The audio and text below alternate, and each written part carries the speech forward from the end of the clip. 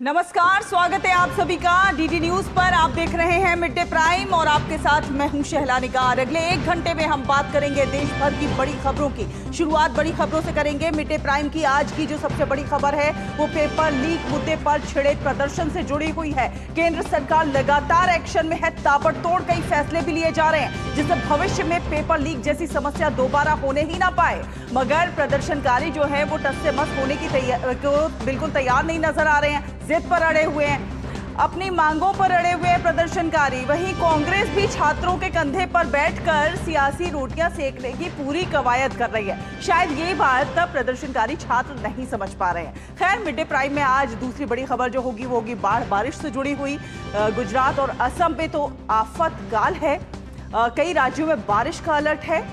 PM Modi ने असम के CM Hemant Biswa Sharma से फोन पर बात कर हालात के बारे में जानकारी भी ली है और हर संभव मदद का भरोसा भी दिलाया है। लिहाजा आफत काल की भी आपको एक एक तस्वीर दिखाएंगे।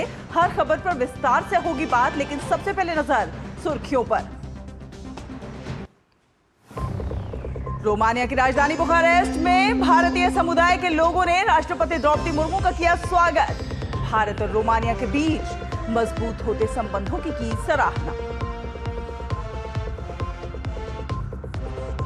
पेपर लीक मुद्दे पर जंतर मंतर पर सीजेपी का प्रदर्शन जारी। पुलिस ने जंतर मंतर पर बढ़ाई बैरिकेडिंग, सुरक्षा व्यवस्था हुई सख्त। सरकार और सीजेपी के प्रतिनिधियों के बीच तीसरे दौर की वार्ता आज संभव।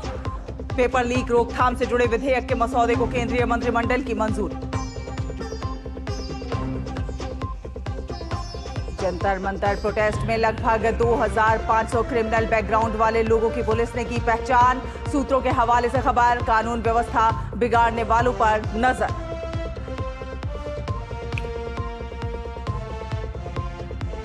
और गुजरात से लेकर असम तक बाढ़ काल, पीड़ितों के रेस्क्यू में लगी सेना। प्रधानमंत्री मोदी ने असम के मुख्यमंत्री हेमंत बिस्वा शर्मा से फोन पर की बात। ट्वीट कर सीएम ने दी जानकारी। बोले, पीएम ने दिलाया है हर संभव मदद का भरोसा।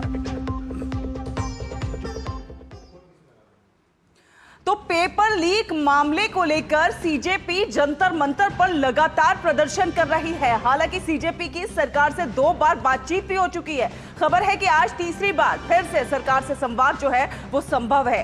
मिड डे प्राइम में आगे बढ़े, लेकिन उससे पहले हम आपको सरकार से संवाद की 3 तस्वीरें दिखा रहे हैं। 20 जुलाई को हुई पहली मुलाकात और उसके बाद शुक्रवार को भी सीजेपी डेलीगेशन ने सरकार से बात की है। लिहाजा आज फिर से सरकार से संवाद हो सकता है। तो नीट पेपर लीक का विवाद को लेकर केंद्र सरकार और कॉकरोच जनता पार्टी के बीच आज नई दिल्ली में तीसरे दौर की अहम वार्ता होनी है और दोनों पक्षों के बीच ये बातचीत छात्रों की मांगों को लेकर जारी गतिरोध के बीच हो रही है। कल करीब 2 घंटे तक चली बातचीत के बाद सीजेपी ने दावा किया था कि सरकार उनकी 2 प्रमुख मांगों पर सकारात्मक रुख दिखा रही है। वीपी हाउस में हुई इस बैठक में केंद्रीय मंत्री जेपी नड्डा और डॉक्टर जितेंद्र सिंह ने सीजेपी प्रतिनिधि मंडल से मुलाकात की, जिसमें छात्रों की मांगों पर विस्तार से चर्चा हुई।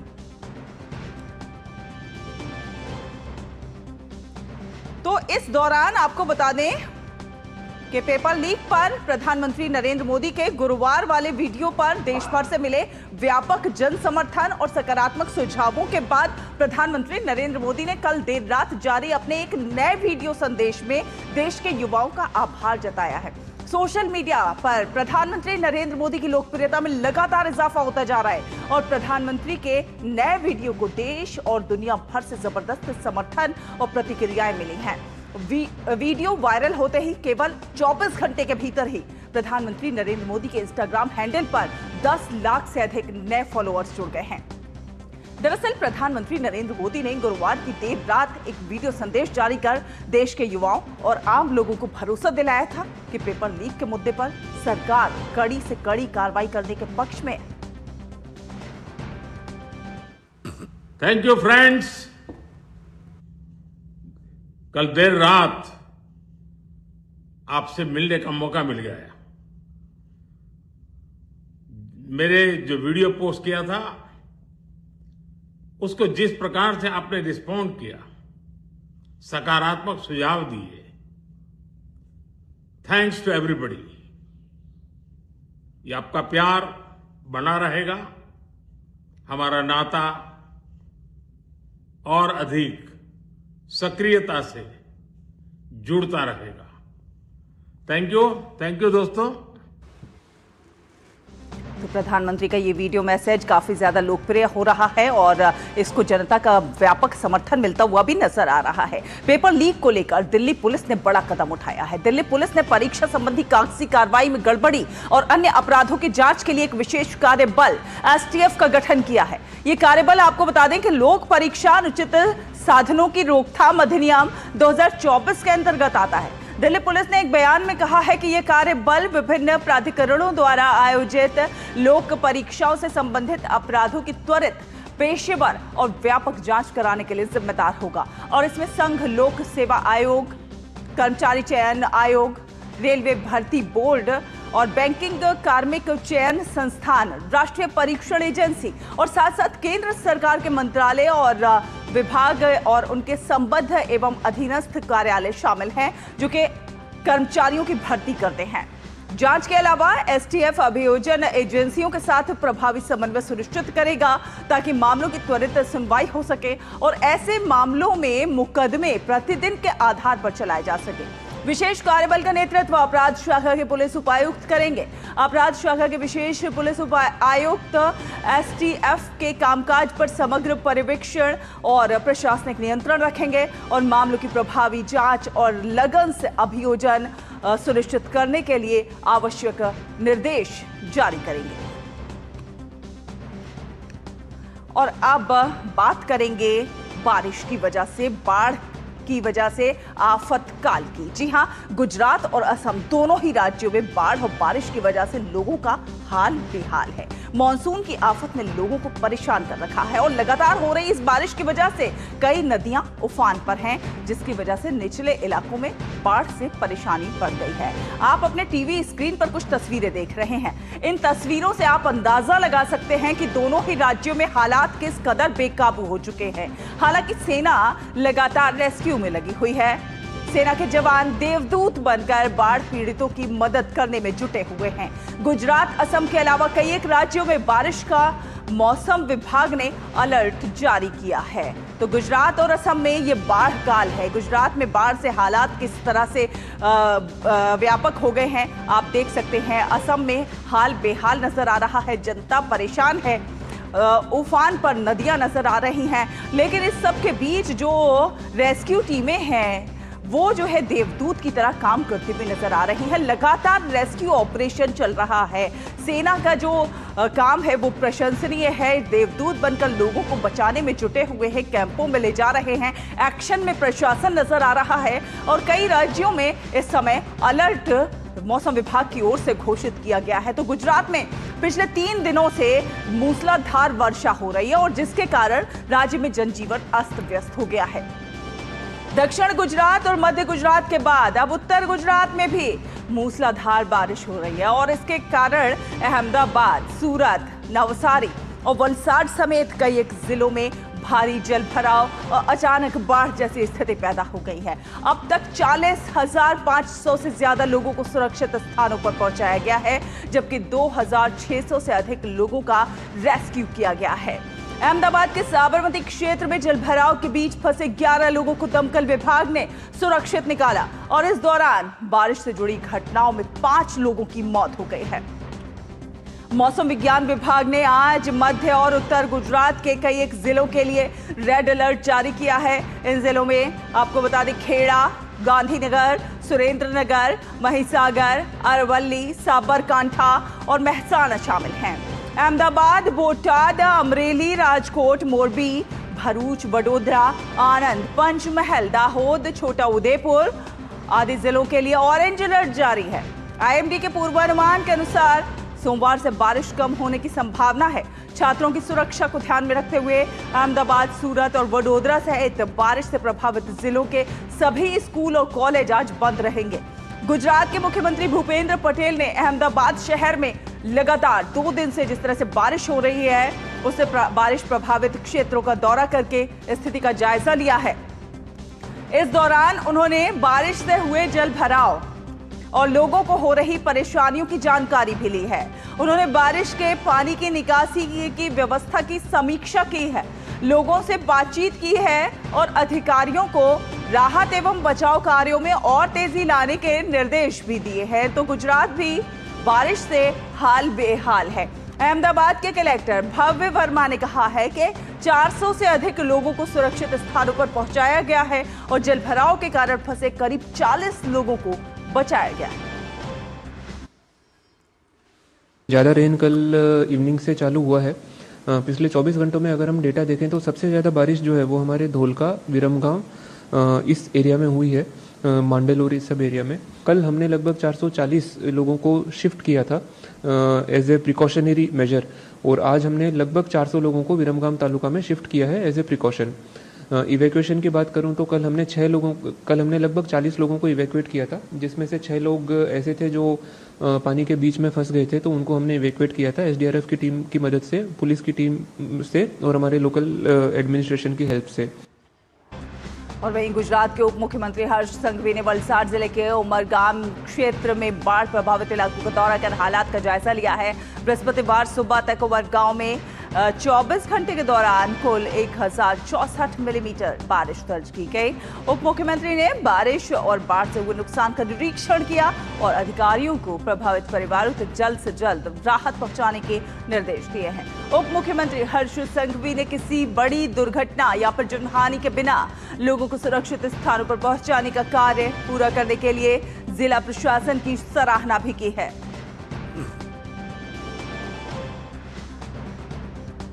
तो बाढ़ से प्रभावित जिलों में व्यापक स्तर पर राहत और बचाव अभियान चलाया जा रहा है। मौके पर सेना, एनडीआरएफ, एसडीआरएफ और दमकल विभाग की टीमें तैनात हैं। पिछले 24 घंटों में हजारों फंसे हुए लोगों को सुरक्षित स्थानों और राहत शिविरों में पहुंचाया गया है। ओडिशा से हवाई मार्ग से लाए गए राष्ट्रीय आपदा मोचन बल कर्मियों के साथ साथ राज्य आपदा प्रतिक्रिया बल यानी कि एसडीआरएफ, सेना और तटरक्षक बल की कुल 49 टीमों को विभिन्न जिलों में तैनात किया गया है। तैनाती के लिए एनडीआरएफ की 17, एसडीआरएफ की 32 टीमें उपलब्ध थीं और जरूरत के अनुसार उन्हें अलग अलग स्थानों पर भेजा जा रहा है।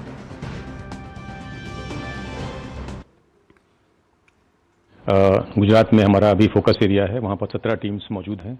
कल जो तेज़ बारिश हुई है, हैवी रेनफॉल साउथ गुजरात में ख़ास तौर पर, जिसमें वलसाड, नवसारी, डांग, सूरत और दमन ये सब इलाके में काफ़ी भारी बारिश हुई है। उसकी वजह से फ्लडिंग हुई। एनडीआरएफ की टीम्स को वहाँ भेजा गया है, मैसिव रेस्क्यू ऑपरेशंस चलाया गया है और एडिशनल टीम्स जो है डिमांड की गई। उड़ीसा से हमने 4 टीम एयरलिफ्ट की है और गुजरात में अभी 2 अहमदाबाद में, 1 नवसारी में, 1 सूरत में तैनात की गई है। लगातार हो रही मूसलाधार बारिश और बाढ़ के बीच भारतीय तटरक्षक बल ने दमन, दादरा और नगर हवेली तथा दक्षिण गुजरात में राहत अभियान तेज कर दिया है। 22 जुलाई की मध्य रात्रि से लेकर अब तक आपको बता दें 11 बचाव अभियानों में 170 लोगों को सुरक्षित निकाल लिया गया है। हेलीकॉप्टर और विशेष राहत टीमों की मदद से एचडीआर और एसएआर अभियान लगातार जारी है। गुजरात में भारी बारिश से हालात गंभीर बने हुए हैं। राज्य के कई जिलों में मूसलाधार बारिश के बाद सेना, तटरक्षक बल, एनडीआरएफ, एसडीआरएफ की टीमें राहत और बचाव के अभियान में जुटी हुई हैं। अब तक 40,500 से ज्यादा लोग सुरक्षित स्थानों पर पहुंचाए गए हैं, जबकि 2,600 से अधिक लोगों का रेस्क्यू किया गया है। इस दौरान आपको बता दें कि बारिश से जुड़ी घटनाओं में 5 लोगों की मौत भी हो गई है। सबसे ज्यादा प्रभावित नवसारी, वलसाड और तापी जिले हैं। तटरक्षक बल के हेलीकॉप्टरों ने बाढ़ प्रभावित इलाकों में हवाई सर्वे कर फंसे लोगों को बाहर निकाला है। मौसम विभाग ने मध्य और उत्तर गुजरात के कई जिलों के लिए रेड अलर्ट जारी किया है। वहीं राज्य सरकार ने प्रभावित लोगों के लिए 40 करोड़ रुपए की आर्थिक सहायता देने की प्रक्रिया शुरू कर दी है। तो गुजरात में लगातार हो रही है मूसलाधार बारिश और कई इलाकों में जनजीवन बुरी तरह से अस्त व्यस्त हो गया है, बुरी तरह से प्रभावित हो रहा है। प्रधानमंत्री नरेंद्र मोदी भी लगातार स्थिति पर नजर बनाए हुए हैं। आपको बता दें, वर्षा के कारण नदियां और नाले उफान पर हैं, जबकि कई एक शहरों और गाँवों में जलभराव और बाढ़ जैसे हालात बन गए हैं। आपको दिखाते हैं गुजरात की ये तस्वीरें, किस तरह से सूरत में जलभराव है। सबसे पहले हम सूरत की बात कर लेते हैं। लगातार बारिश के बाद शहर सूरत के कई एक निचले इलाकों में जलभराव हो गया है। सड़कों पर पानी भरने से यातायात प्रभावित है और लोगों को आवाजाही में दिक्कतों का सामना करना पड़ रहा है। और अब देखिए हाल सुरेंद्रनगर का, यहां पर सड़कें जलमग्न हैं। सामान्य जनजीवन पर बारिश का असर साफ तौर पर दिखाई दे रहा है। लखतर तालुका के कई एक गांवों से संपर्क कट गया है और प्रशासन राहत एवं बचाव के कार्यों में जुटा हुआ है। और ये तस्वीरें हैं भारत और पाकिस्तान सीमा के निकट स्थित नाराबेट की। लगातार बारिश के बाद रेगिस्तान का बड़ा हिस्सा पानी से भर गया है।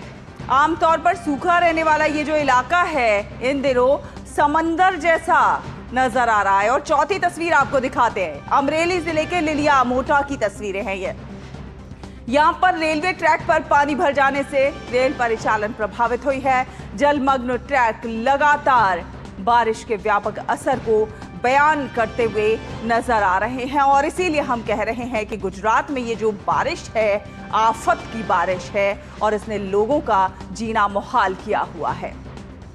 और आगे बढ़ेंगे, बात करेंगे असम के मुख्यमंत्री हिमंता बिस्वा शर्मा ने बताया है कि प्रधानमंत्री नरेंद्र मोदी ने आज फोन करके राज्य में आई बाढ़ की स्थिति की जानकारी ली है।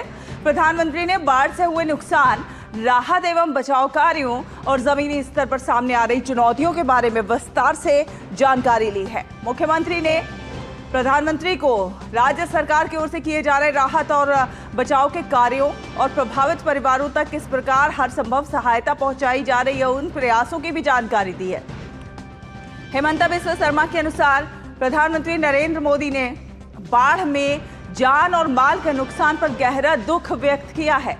उन्होंने भरोसा भी दिलाया है कि असम में आई इस आपदा को केंद्र सरकार सर्वोच्च प्राथमिकता दे रही है।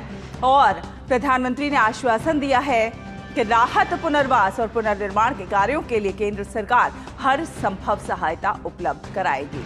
मुख्यमंत्री ने कहा कि इस कठिन समय में प्रधानमंत्री के आश्वासन और लगातार मिल रहे सहयोग के लिए असम की जनता उनकी आभारी है। तो असम में बाढ़ जैसी स्थिति बनी हुई है। बाढ़ की स्थिति एक तरह से गंभीर हो गई है। पिछले 24 घंटों में 15 और लोगों की मौत के साथ मृतकों की संख्या जो है बढ़कर 62 हो गई है, जबकि राज्य के 12 जिलों में 7.05 लाख से अधिक लोग प्रभावित हैं। असम राज्य आपदा प्रबंधन प्राधिकरण द्वारा जारी बुलेटिन के अनुसार नए मामलों में चराईदेव जिले में 7, शिवसागर में 6 और जोरहाट में 1 व्यक्ति की डूबने से मौत हो गई है। ताजा मौतों के साथ ही इस वर्ष बाढ़ से जान गंवाने वालों की कुल संख्या बढ़कर 62 हो गई है।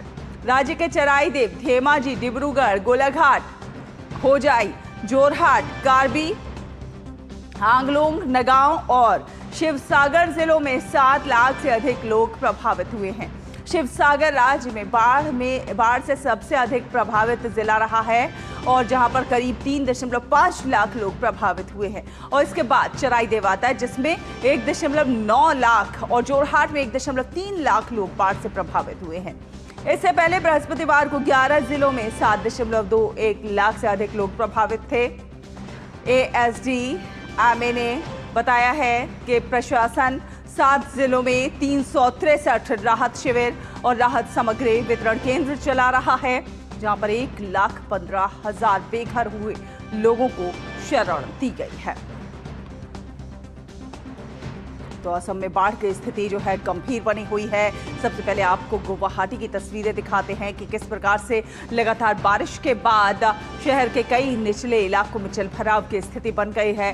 सड़कों पर पानी भरने से यातायात प्रभावित हुआ है और लोगों को आवाजाही में परेशानियों का सामना करना पड़ रहा है। और अब दूसरी तस्वीरें देखिए आप, शिवसागर की जिले में बाढ़ की स्थिति अभी भी गंभीर बनी हुई है। कई गांव यहां पर जलमग्न हैं। जबकि राहत एवं बचाव कार्य लगातार जारी हैं। शिवसागर राज्य में बाढ़ से सबसे अधिक प्रभावित ये जो है जिला है।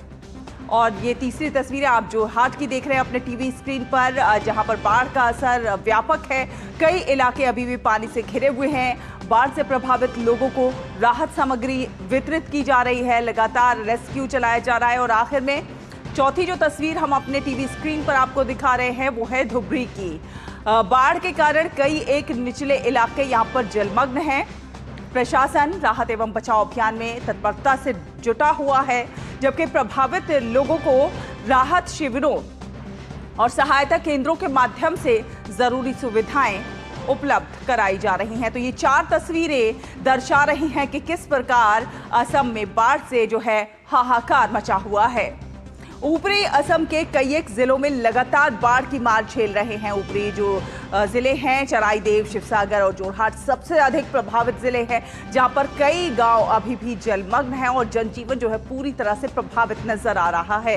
हालांकि कुछ एक इलाकों में पानी का स्तर घटने लगा है, लेकिन राहत एवं बचाव अभियान अभी भी युद्ध स्तर पर यहां पर जारी है।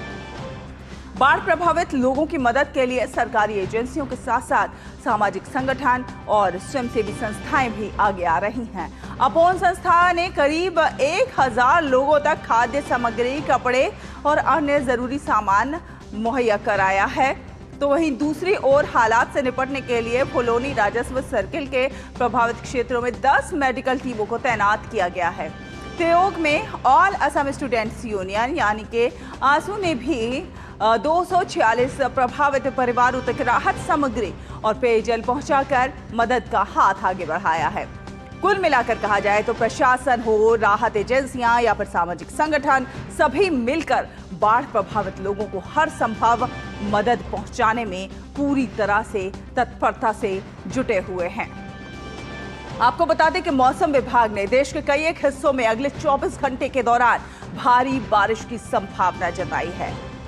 जी हां, मौसम विभाग ने कई एक हिस्सों में अगले 24 घंटे के दौरान भारी बारिश की संभावना जताई है। गुजरात, कोंकण और गोवा, मध्य महाराष्ट्र, ओडिशा और राजस्थान के कुछ एक इलाकों में बहुत तेज बारिश हो सकती है। और आपको सीधे लिए चलते हैं दिल्ली पुलिस हेडक्वार्टर, जहां पर सीजेपी के प्रदर्शन पर पुलिस प्रेस कॉन्फ्रेंस कर रही है। जैसा कि आप जानते हैं, पिछले कई हफ्तों से जंतर मंतर पर कॉकरोच जनता पार्टी के बैनर तले प्रदर्शन चल रहा है। इस प्रदर्शन की एक खास बात यह है कि इसमें सोशल मीडिया, खास तौर पर इंस्टाग्राम का बड़े पैमाने पर इस्तेमाल किया जा रहा है। आज की युवा पीढ़ी के लिए यह न्यूज़ और अपडेट पाने का एक बड़ा सोर्स बन चुका है। सोशल मीडिया के इस प्रोटेस्ट संबंधित उपयोग में कई बार यह भी देखा गया है कि कई असत्य, भ्रामक एवं गुमराह करने वाले पोस्ट भी शेयर किए गए हैं। इसके चलते कानून व्यवस्था में प्रतिकूल प्रभाव भी पड़ता है। हम सभी जानते हैं कि सोशल मीडिया पर कोई भी जानकारी बहुत ही तेजी से वायरल हो जाती है, लेकिन हर पोस्ट, वीडियो या फोटो सही हो यह जरूरी नहीं है। इसीलिए किसी भी जानकारी पर भरोसा करने से पहले या उसे आगे शेयर करने से पहले उसका फैक्ट चेक करना बेहद जरूरी है। दिल्ली पुलिस भी सोशल मीडिया पर लगातार निगरानी रखे हुई है। फेक न्यूज़, एआई और deep fake videos, edited clips और गुमराह करने वाली पोस्ट के बारे में हम लगातार अपने सोशल मीडिया हैंडल्स के जरिए जानकारी साझा कर रहे हैं, ताकि लोग सही और गलत जानकारी के बीच फर्क समझ सकें।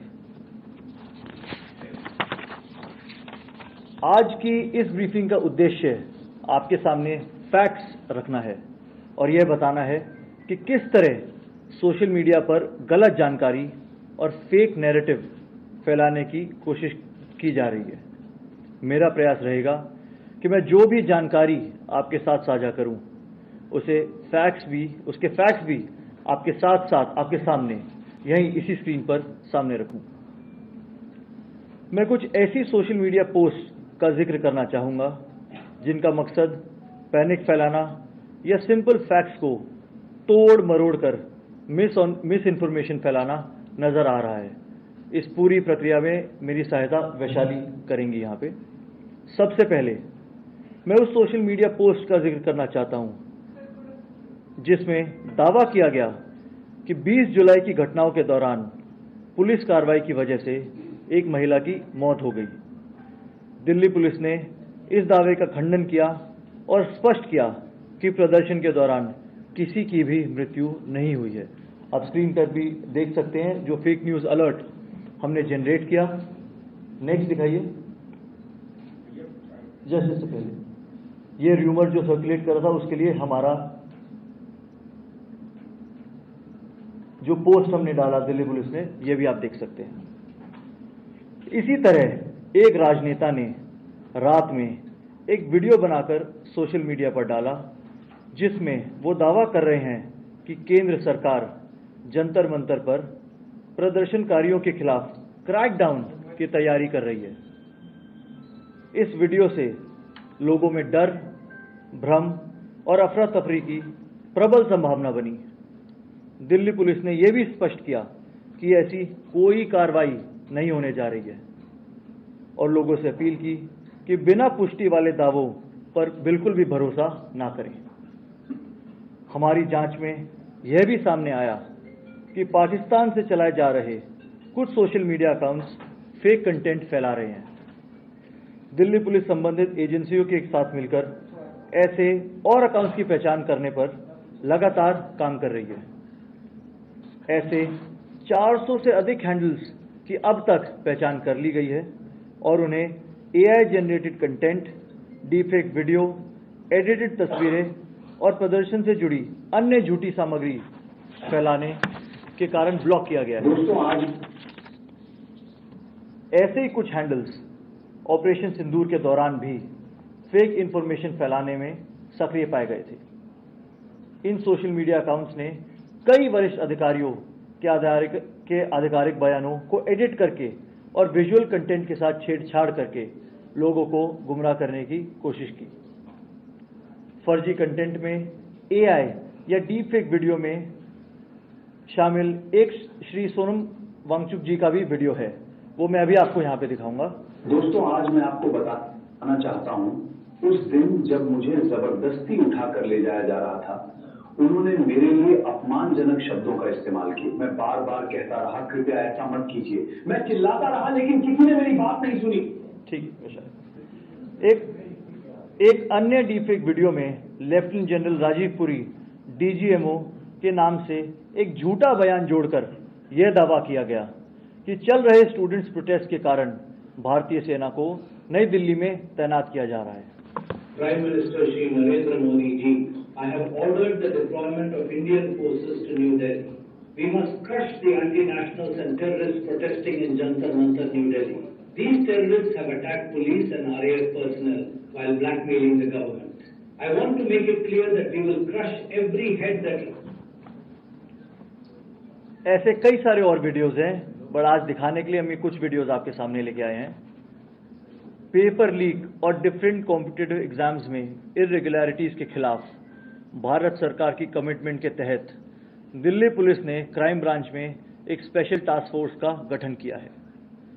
यह टीम एक DCP स्तर के अधिकारी के नेतृत्व में और स्पेशल CP क्राइम के सुपरविजन में काम करेगी। इस संबंध में आदेश कल ही जारी कर दिए गए हैं। अंत में हम दिल्ली पुलिस की तरफ से सभी शांतिपूर्ण प्रोटेस्टर्स और जंतर मंतर पर दिन रात काम कर रहे वॉलंटियर्स का भी धन्यवाद करना चाहते हैं। इन्होंने इस पूरे समय शांति, व्यवस्था और कम्युनिटी सिक्योरिटी बनाए रखने में दिल्ली पुलिस की भरपूर सहायता की है। दिल्ली पुलिस आगे भी अपने ऑफिशियल हैंडल्स के माध्यम से वेरीफाइड जानकारी साझा करती रहेगी और किसी भी महत्वपूर्ण घटनाक्रम की जानकारी समय समय पर आप सभी तक पहुंचाती रहेगी। अंत में मीडिया के सभी साथियों, आज यहां आने के लिए और अपना कीमती समय यहां देने के लिए आप सभी का धन्यवाद। जय हिंद। रोहित जी, इसमें एक दो चीजें और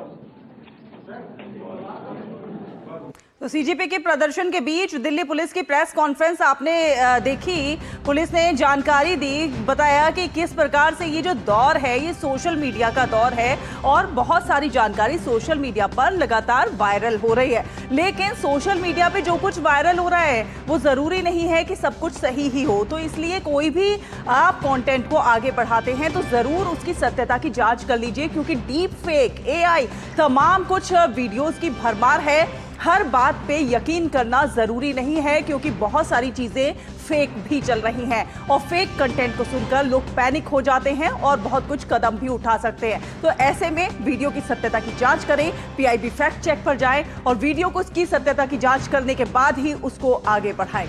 फिलहाल आगे बढ़ेंगे और बात करेंगे कि किस प्रकार से जो है गुजरात और असम में बाढ़ से हाल बेहाल है। फिलहाल एक छोटा सा ब्रेक लेते हैं।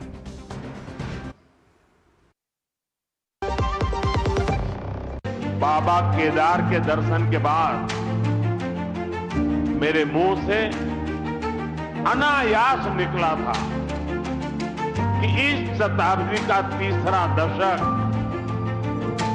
उत्तराखंड का दशक होगा। विकास, विरासत और सांस्कृतिक संरक्षण के मजबूत संकल्प के साथ डबल इंजन की सरकार ने उत्तराखंड को प्रगति की न सिर्फ नई पहचान दी है, बल्कि तय किया है युवा सोच, आधुनिक परिवेश, नवाचार और अनंत उपलब्धियों का सफर। प्रधानमंत्री नरेंद्र मोदी के मार्गदर्शन और मुख्यमंत्री पुष्कर सिंह धामी के कुशल नेतृत्व में सरकार ने उन संभावनाओं पर जोर दिया है जो सुखद भविष्य की नींव तैयार कर रही है। उत्तराखंड में दूरस्थ पहाड़ के सुदूर गांव भी पीएम मोदी के डिजिटल इंडिया अभियान का हिस्सा बन रहे हैं। डिजिटल क्रांति के इस सफर में अपनी सरकार पोर्टल द्वारा रिकॉर्ड 976 डिजिटल सेवाओं का घर बैठे लाभ दिया जा रहा है। युवाओं के खिलते हुए चेहरे सरकार की कार्यकुशलता का प्रमाण दे रहे हैं। प्रदेश में पारदर्शी तरीके से युवाओं को रिकॉर्ड 33,000 से ज्यादा सरकारी नौकरियां प्रदान की गई हैं। सड़कें अब विकास और प्रगति की गाथा लिख रही है। 12,000 करोड़ से अधिक लागत से निर्मित एक्सप्रेसवे परियोजना से दिल्ली से देहरादून की दूरी मात्र 2.5 घंटे की रह गई है। चार धाम यात्रा को सुगम बनाने के लिए 11,700 करोड़ से अधिक ऑल वेदर रोड का कार्य 92% से ज्यादा पूर्ण हो चुका है।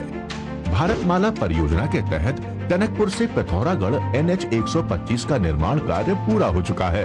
ऋषिकेश कर्णप्रयाग रेलवे लाइन निर्माण का कार्य 70% से ज्यादा पूरा हो गया है। डबल इंजन सरकार के अथक प्रयास से संवर रहा है उत्तराखंड, आगे बढ़ रहा है उत्तराखंड।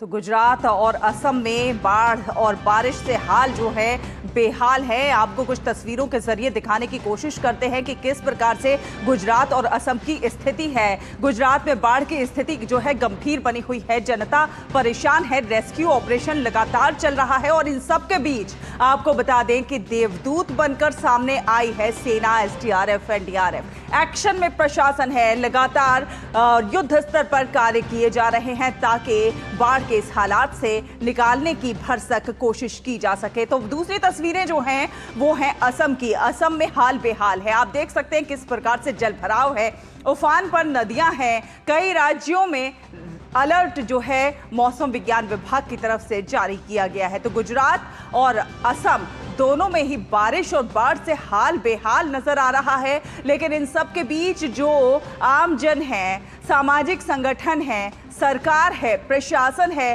तत्परता से जुटे हुए हैं कि किस प्रकार लोगों को जल्दी से जल्दी राहत और बचाव जो है वो प्रदान किया जा सके। गुजरात से हमारी सहयोगी सुमन बोराना और असम से सुबीना रॉय हमारे साथ जुड़ रही है ज्यादा जानकारी के साथ। सुमन, सबसे पहले मैं आपके ही पास आना चाहूंगी। लगातार हम स्थिति दिखा रहे हैं अपने दर्शकों को कि किस प्रकार गुजरात में हालात जो हैं बिल्कुल बाढ़ से, बारिश से बेहाल हुए हुए, लेकिन इस सब के बीच जो हमारी रेस्क्यू एजेंसियां हैं, SDRF, NDRF, ये तमाम तत्परता से काम करते हुए नजर आ रहे हैं। जी बिल्कुल, आपको बता दें कि पिछले 24 घंटों में गुजरात में जो 265 तालुका हैं वहां पर बारिश हुई है और पाटन जिले के सांतलपुर में सबसे ज्यादा बारिश 13 से भी ज्यादा इंच की बारिश जो है वो लगातार जारी है। बीते 2 से 3 दिनों में लगातार गुजरात के कई हिस्सों में, जिसमें मध्य गुजरात हो, उत्तर गुजरात हो, सौराष्ट्र हो, इन सभी जगहों पर बहुत तेज बारिश की वजह से जो रोजाना के जो काम है वो बंद हो गए हैं। काफी सारे जो हाईवेज है वो बंद हो चुके हैं। हालांकि आज और कल के लिए भी जो रेड अलर्ट है वो गुजरात में कई जिलों के लिए जो जारी है वो किया गया है। जब हम बारिश की बात कर रहे हैं तो बारिश की वजह से कई सारे ऐसे जिले हैं जैसे वलसाड़ है, नवसारी है, तापी है, डांग है, वहां पर पूरा जनजीवन जो है वो अस्त व्यस्त हो चुका है। कई गांवों से संपर्क जो है वो भी टूट चुका है। जब हम गुजरात के नेशनल स्टेट हाईवेज की बात कर रहे हैं तो स्टेट हाईवेज भी काफी बंद हो चुके हैं। 3 नेशनल हाईवे जो है वो बंद हो चुके हैं। रेल यातायात जो है वो काफी तरीके से जो है वो उस पर असर कर रहा है। इसी बीच एनडीआरएफ और एसडीआरएफ की जो टीम है, साथ ही साथ इंडियन आर्मी हो, कोस्टल गार्ड हो और एयरफोर्स, ये सभी लोग इन परिस्थिति में लोगों के लिए देवदूत बनकर सामने आ रहे हैं। अहमदाबाद की बात करें, अहमदाबाद, नवसारी और वलसाड़ में यहाँ पर इंडियन आर्मी की टीम जो है वो भी तैनात है। वही गुजरात भर में 17 एनडीआरएफ की जो टीम है और 41 एसडीआरएफ की टीम है वो तैनात कर दी गई है। सबसे पहले जो नीचे के इलाका है जहां पे पानी ज्यादा होने की वजह से जो लोग फंस गए हैं उनको स्थानांतरण करने के लिए काम किया जा रहा है। 40,000 से अधिक लोगों को सुरक्षित स्थानों पर जो है वो ले जाया गया है। जिन जगहों पर अभी भी टीम जो है वो पहुंच रही है वहां पर राहत सामग्री के लिए राहत सामग्री पहुंचाई जा रही है। हेलीकॉप्टर की सहायता से लोगों को रेस्क्यू किया जा रहा है और कई जगह पर गुजरात भर में जो इमरजेंसी सेंटर्स हैं वो बिल्कुल कार्यरत जो है वो जोर शोर से कार्यरत है। जिन भी लोगों को मदद की जरूरत है वो उस पर संपर्क कर रहे हैं और जितना जल्दी हो सके प्रशासन उन लोगों से साथ संपर्क करके उन्हें रेस्क्यू की कोशिश कर रही है। सुमन, आप बने रहिए हमारे साथ। सुबीना से असम की जानकारी ले लेते हैं। सुबीना, किस प्रकार से देखिए असम में हालात बिगड़े हुए हैं, बाढ़ से लोग परेशान हैं। अभी की अगर हम ताजा स्थिति जानना चाहें तो कैसी स्थिति है? जी शायला, जो असम में जो बाढ़ की स्थिति बनी हुई है अभी भी गंभीर है। हालांकि पहले से काफी सुधार है क्योंकि पिछले जो 2-3 दिन में जो वर्षा हुई उसके वजह से जो है इतना ज्यादा नुकसान हुआ है। अभी भी जो है 12 डिस्ट्रिक्ट जो है क्षतिग्रस्त है और जो 7 लाख से ज्यादा लोग भी अभी भी जो है फ्लड इफेक्टेड है। हालांकि अभी मौसम सुधार के वजह से पानी सूख रहा है, पानी का लेवल्स कम हो रहा है।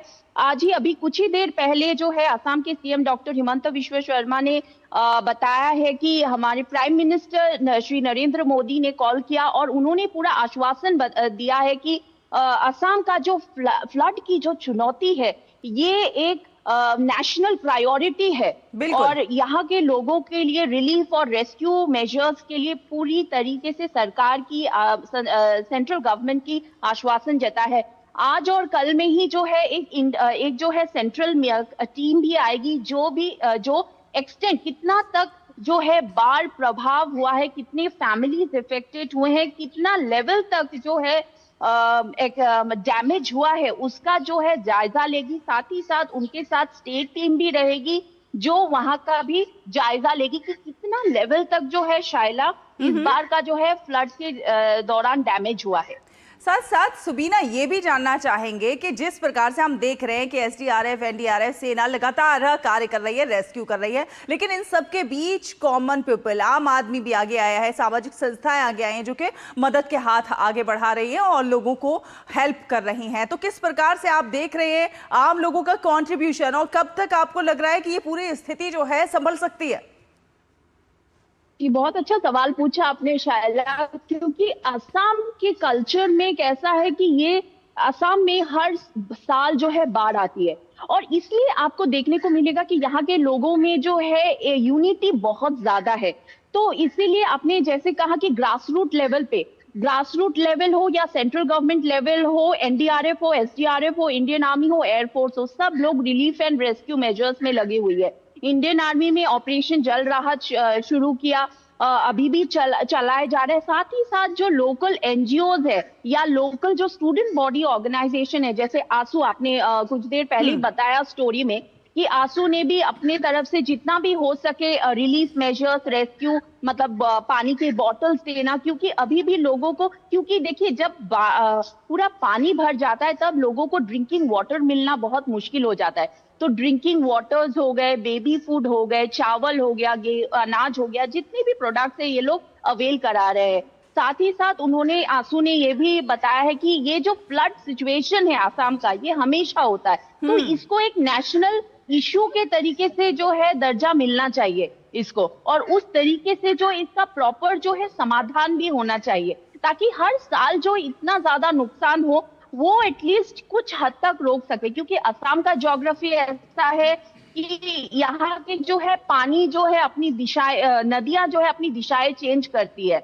तो और साथ ही साथ लोगों, आम जनता की बात है, हर एक डिस्ट्रिक्ट पे, चाहे वो किसी गुरुद्वारा के संघ हो, चाहे वो जगन्नाथ मंदिर का ट्रस्ट हो, हर एक छोटे छोटे लेवल पे गली नुक्कड़ पे जो लोग अपने जो वाटर बॉटल्स कहे, चावल कहे, जो भी जैसे भी जिसकी जो श्रद्धा है वैसे कलेक्ट करके, क्राउड फंडिंग करके, काफी यूट्यूबर्स और इन्फ्लुएंसर्स भी आए हैं जो लोग क्राउड फंडिंग करके जो है राहत और बचाव कार्य में अपना हाथ आगे बढ़ा रहे हैं। शायला जी, सुबीना बनी रही है हमारे साथ। सुमन बोराना भी जुड़ी हुई हैं गुजरात से।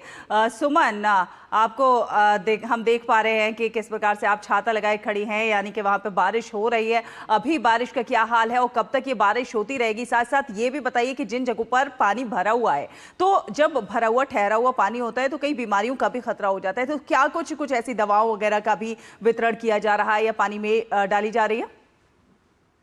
जी बिल्कुल, आज सुबह से ही अहमदाबाद में भी लगातार जो है वो बारिश जारी है। गुजरात के कई जिलों में, लगभग 7 जिले ऐसे हैं जिसमें सुरेंद्रनगर हो, वलसाड़ हो, गांधीनगर हो, ऐसे कई जिलों में रेड अलर्ट जो है वो जारी किया गया है। वहीं भावनगर की बात करें, बोटाद की, तापी की, इन जगहों पर भी बहुत तेज बारिश होने की जो संभावना है वो बताई जा रही है। मौसम विभाग ने बताया है कि आज और कल रविवार को भी 2 दिन गुजरात में तेज बारिश की जो संभावनाएं हैं वो बताई जा रही है। और बीते 2 दिनों में जिस तरीके से हमने देखा कि तेज बारिश की वजह से जल भराव की स्थिति जो है वो बहुत ज्यादा हो गई थी, ऐसे में लोगों को घर से बाहर निकलने में भी तकलीफ हो रही थी, जिसमें जो रोजाना का जो सामान है वो तक उनको नहीं मिल पा रहा था। ऐसे में प्रशासन ने कई तरीके की व्यवस्थाएं करके, चाहे उसमें ट्रैक्टर हो या फिर कुछ जरूरी सामान इन जगहों पर पहुंचाने के लिए, सामग्री पहुंचाने के लिए कई सारे अभियान जो है वो चलाए हैं। और बेशक ऐसे समय में कई बीमारी होने की जो संभावना है वो भी होती है, तो ऐसे में हर जिले में जो आरोग्य केंद्र है, साथ ही में जो हॉस्पिटल्स की टीम है, वो ये सुनिश्चित कर रही है कि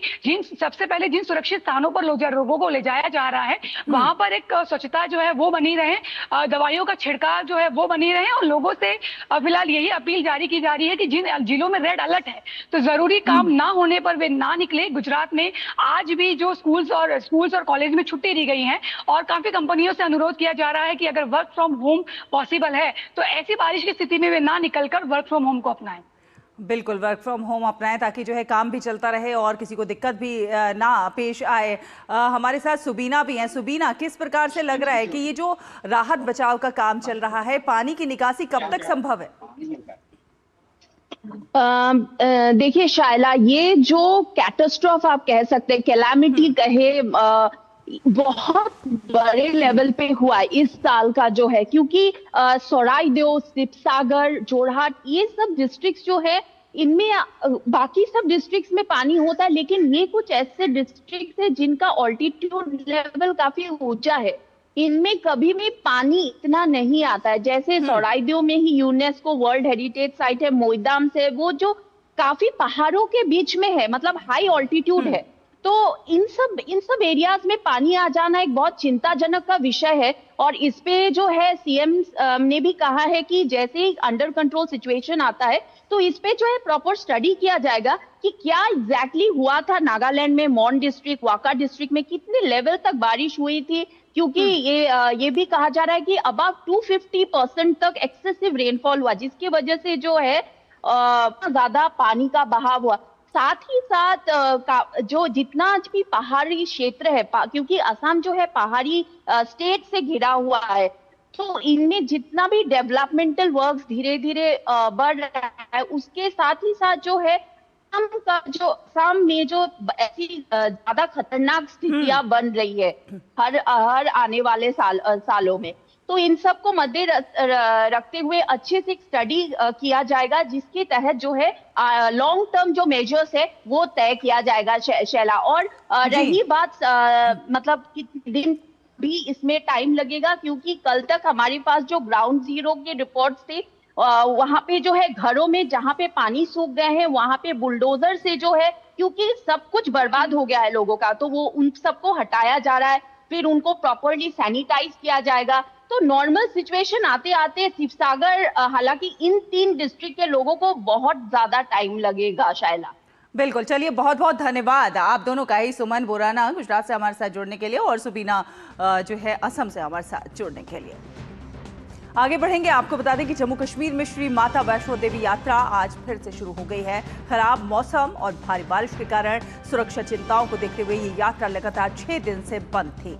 मौसम की स्थिति की समीक्षा करने के बाद अधिकारियों ने यात्रा मार्ग को श्रद्धालुओं के लिए सुरक्षित घोषित किया और इसके बाद यात्रा दोबारा शुरू की गई। लगातार बारिश, भूस्खलन और रास्ते में अचानक बाढ़ के खतरे को देखते हुए एहतियात के तौर पर यात्रा रोकी गई थी। श्रद्धालुओं को सलाह दी गई है कि वे श्री माता वैष्णो देवी श्राइन बोर्ड और सुरक्षा एजेंसियों के निर्देशों का पालन करें, सुरक्षा संबंधी सलाह माने और यात्रा के दौरान मौसम की जानकारी लेते रहें। अधिकारी स्थिति पर लगातार नजर रख रहे हैं ताकि यात्रा सुरक्षित सुचारू रूप से चलती रहे। मौसम विभाग ने 28 जुलाई से कई स्थानों पर फिर से बारिश और गरज के साथ बौछारें पड़ने का अनुमान जताया है। जम्मू कश्मीर के उधमपुर में 6 दिनों तक स्थगित रहने के बाद अमरनाथ यात्रा फिर से शुरू हुई है और भारी बारिश और खराब मौसम के कारण बीती 19 जुलाई को तीर्थ यात्रा को कुछ समय के लिए रोक दिया गया था। सुबह सुबह जम्मू के भगवती नगर बेस कैंप से तीर्थयात्रियों का एक नया जत्था रवाना हुआ। तो जम्मू के भगवती नगर बेस कैंप से ये नया जत्था जो है वो रवाना हुआ है। यात्रा फिर से शुरू हुई है। यात्रा का समापन 28 अगस्त को होगा। आगे बढ़ेंगे, बात करेंगे रोमानिया की राजधानी बुखारेस्ट में बड़ी संख्या में रह रहे भारतीय समुदाय के लोगों ने भारत की राष्ट्रपति द्रौपदी मुर्मू का गर्मजोशी और उत्साह के साथ स्वागत किया। भारतीय समुदाय के लोगों ने कहा कि भारत के राष्ट्रपति का रोमानिया आगमन उनके लिए गर्व और खुशी का अवसर है। उन्होंने राष्ट्रपति की यात्रा को ऐतिहासिक बताते हुए भारत और रोमानिया के बीच मजबूत होते संबंधों की सराहना की। बुखारेस्ट में रहने वाले भारतीय समुदाय के लोगों से बातचीत की है डीडी न्यूज संवाददाता सोमेश पटेल ने। मैं इस वक्त रोमानिया की राजधानी बुखारेस्ट में हूं, जहां पर बड़ी संख्या में भारतीय रहते हैं। इस वक्त वो भारतीय मेरे साथ हैं जो राष्ट्रपति द्रौपदी मुर्मू को देखने के लिए पहुंचे हुए हैं। बहुत उत्साह है क्योंकि 3 दशक बाद हम लोग को ये सौभाग्य मिला है कि हम लोग रोमानिया में अपने देश के राष्ट्रपति को का स्वागत कर सकें, तो इसलिए एक्साइटमेंट ज़्यादा है। मैं यहाँ पे क्लूज सिटी में रहता हूँ, वहाँ से ट्रैवल करके ओवरनाइट आया हूँ कि अपने राष्ट्रपति को यहाँ पे मिल सकूँ। 3 दशक के बाद हमारा राष्ट्रपति जी आए हैं, इसलिए we have a lot of excitement. हम लोग बहुत उत्सुक है उससे मिलने के लिए, देखने के लिए, एंड बहुत अच्छा लगा। मैं राष्ट्रपति मैडम को देखने आई हो। ये बहुत ही अच्छा मोमेंट है। राष्ट्रपति महोदय आ रही हैं तो उनके स्वागत के लिए हम लोग आए हैं। यहाँ के लोग बहुत अच्छे हैं, मतलब इंडिया से मिलजुल के रहते हैं। देयर इज नो भेदभाव कुछ नहीं है और काम करने में भी बहुत ही अच्छा लगता है। It is great to know that this type of programs and MOUs will help us to grow better in future. कई लेवल्स पे ये रिश्ते मजबूत हुए हैं। एक तो कल या परसों उन्होंने बहुत सारे MOU साइन किए अपनी टेक्नोलॉजी को लेकर, AI और इसमें जो बढ़ावा है, सिक्योरिटी, सस्टेनेबिलिटी को लेकर जो भी MOU साइन हुए हैं, बहुत अच्छी बात है। और हमें गर्व है इस बात का कि हम उस देश से बिलोंग करते हैं जो अपनी रीच बढ़ा रहा है यूरोपियन कंट्रीज़ में, पूरे जग में।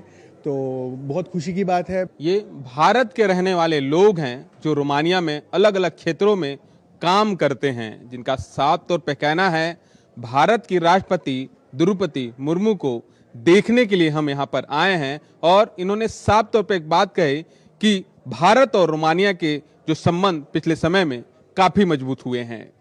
अपने कैमरा सहयोगी पीयूष वर्धन के साथ मैं Somesh Patel, DD news, Romania. और अब मिड डे प्राइम में आगे बढ़ते हैं, बात करते हैं खेल की खबरों की। प्रधानमंत्री नरेंद्र मोदी ने राष्ट्रमंडल खेल 2026 में भारत को पहला पदक दिलाने वाले झंडू कुमार को बधाई दी है। प्रधानमंत्री मोदी ने एक्स पर अपने संदेश में लिखा है कि झंडू कुमार ने पुरुष हैवीवेट पैरा पावर लिफ्टिंग स्पर्धा में कांस्य पदक जीतकर राष्ट्रमंडल खेल 2026 में भारत का पदक खाता खोल दिया है और इस शानदार उपलब्धि के लिए उन्हें हार्दिक बधाई। उनकी सफलता अद्भुतता का अटूट संकल्प, वर्षों की कड़ी मेहनत का प्रतीक है। हर चुनौती का डटकर सामना करते हुए अंतर्राष्ट्रीय मंच पर उत्कृष्ट प्रदर्शन कर उन्होंने पूरे देश को गौरवान्वित किया है और अनगिनत भारतीयों को प्रेरित भी किया है। तो आपको बता देंगे, ग्लासगो राष्ट्रमंडल खेलों में भारत का खाता खुल गया है और पैरा पावर लिफ्टिंग झंडू कुमार ने पुरुषों के हैवीवेट वर्ग में भारत को पहला पदक दिला दिया है।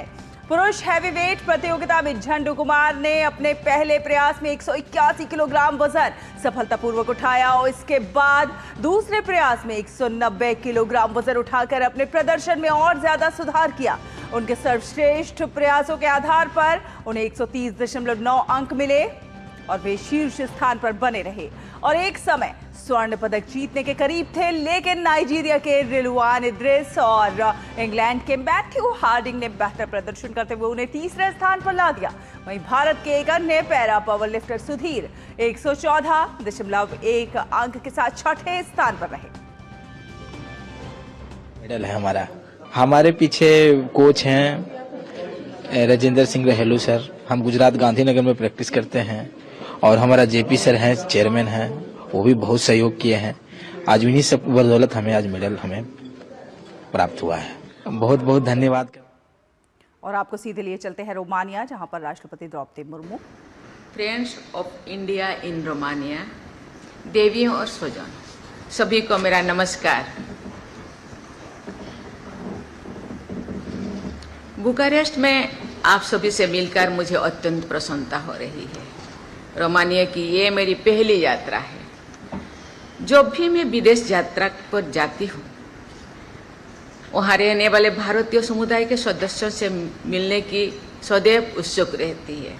भारत से दूर रहने के बावजूद आप मातृभूमि से जुड़े रहे, सब अपना नेशनल एंथम गा रहे थे, कभी भूले नहीं। आपकी उपलब्धियां और भारत के प्रति आपका प्रेम हर भारतीयों को गौरवान्वित करता है।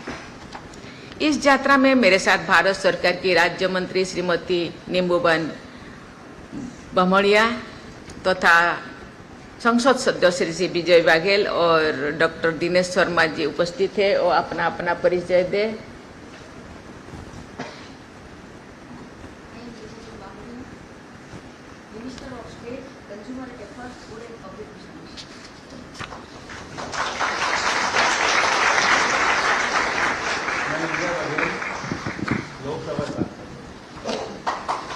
मैं डॉक्टर दिनेश शर्मा, पूर्व उप मुख्यमंत्री उत्तर प्रदेश और सांसद राज्यसभा।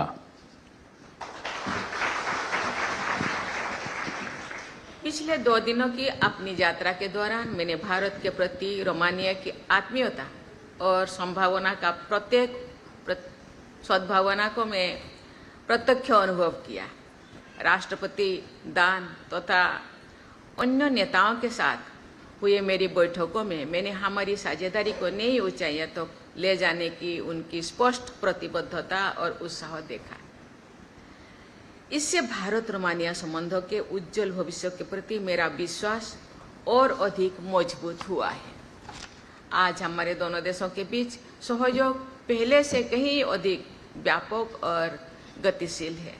हमारी सरकारें सस्टेनेबल डेवलपमेंट, क्लाइमेट चेंज से निपटने के प्रयासों, आतंकवाद के विरुद्ध सहयोग तथा रूल्स बेस्ड शांतिपूर्ण अंतर्राष्ट्रीय व्यवस्था को बढ़ावा देने जैसे विश्व मुद्दों पर मिलकर कार्य कर रहे हैं।